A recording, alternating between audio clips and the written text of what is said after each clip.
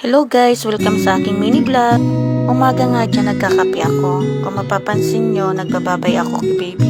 Pupunta kasi sila sa kabila para magpakain ng baboy. At yun na nga, paalis na nga sila.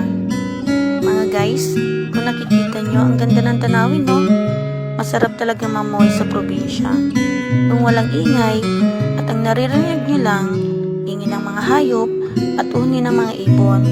Masarap kasi sariwa ang hangin at malayo sa ingay ng kalsada. Masarap balikan nung bata pa lang tayo. Ang iniisip lang natin puro laro at saya, yung walang iniisip na problema o uwi ka lang para kumain.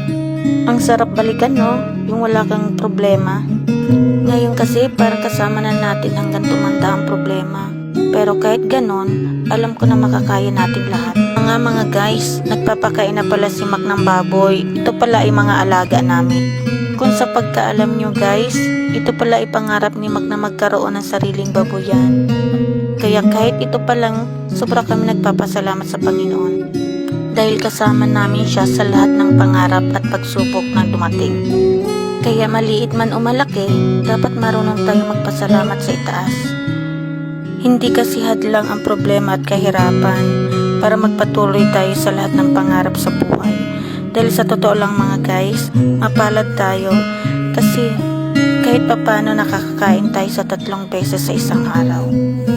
Kung sa pagkakaalam nyo mga guys, marami pa rin naghihirap, hindi makakain at walang masilungang mga tao.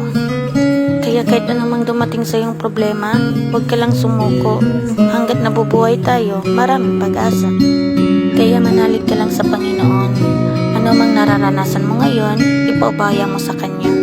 Kaya kung napapansin nyo mga guys, napakaganda ng paligid no?